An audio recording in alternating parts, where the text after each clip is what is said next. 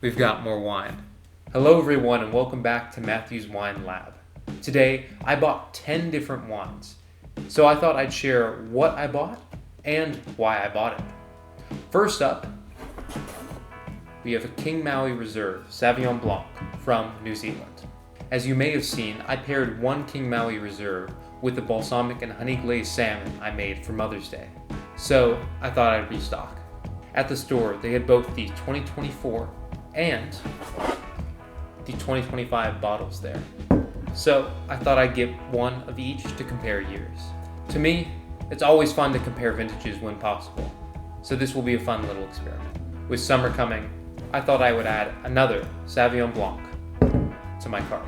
I haven't had many Sauvignon Blancs from France, so I was hoping to try a new wine from this area. This one stood out to me for its higher rating despite its low price tag. This wine is from the Loire Valley in the northwest part of the country, which extends from the coast quite a ways inland. A number of white wines are grown in this region because of the cool springs and warm summers. I'm excited to give this wine a try some evening while sitting outside. Next, we have two different sakes, with this Furu being a Nigori, or unfiltered sake made in Oregon, and this Hanagoi Junmai, which is a traditional filtered sake from Japan. I bought these because I will be doing a video about sake in the next few months, and these two are part of the narrative that I want to tell. Stay tuned for more information about these two, and much more in that video. Now we have a Juan Gil Plata. Juan Gil has 3 different levels for its red blend: Amarillo, Plata, and Azul being the highest end. This wine is one of my go-tos with steak. I just gave one of these for my cellar's gift, so I needed to replenish that one. This wine was made in Jumilla, a region in the southeast of Spain, from the Monastrell grape. Jumilla is a very hot and arid region, and wines from here tend to have an intense spice to them. These wines also tend to be on the more affordable side. Jumilla is a favorite region of mine, so if you're interested, I'd recommend checking it out. Speaking of Jumilla, let's discuss our next wine here. Since I was in the Spanish wine section, this Intruso caught my eye. I looked this wine up on Vino and saw that it didn't have many reviews on there, but the ones that it did were quite positive.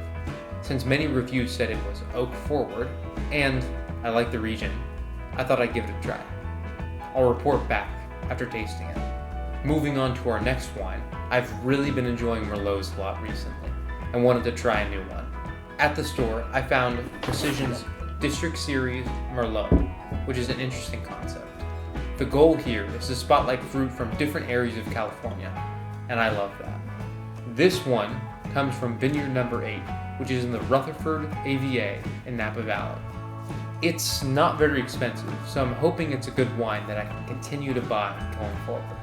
Now, let's talk about St. Giorgio's Vino, Nobile. I don't have too much to say about this one, but I wanted another Italian wine on hand. I had this wine a few years ago, and I remember it being quite good. I plan to have this with a nice carbonara sometime soon. So, that brings us to, yes, the Edmundo. Funny story with this one. When I picked up the District Series, I took out Vivino and I scanned some of the other Merlots in the section to see if there were any kind of last-minute purchases that I wanted to make. I scanned the 2024 Edmundo Merlot, and that came back at 4.1 stars. I couldn't believe it given it was only $11. I grabbed the bottle and started putting it in my cart when I looked back at Vivino. The photo I had scanned had brought up the Edmundo Red Blend, not the Merlot. The labels are practically the same, except for this one word. I quickly switched over to the 2024 Merlot listing on Vivino and saw it was rated much, much lower than the Red Blend. So, I put the Merlot back and walked over and grabbed the Red Blend instead. In fact, I got the last 2 bottles that the store had, so I'm excited to give it a try.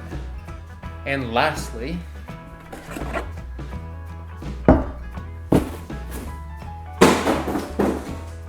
we have the Prisoner Red Blend.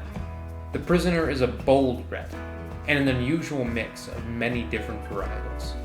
I personally think it's a little too bold to drink without a pairing, but this goes well with lots of different foods.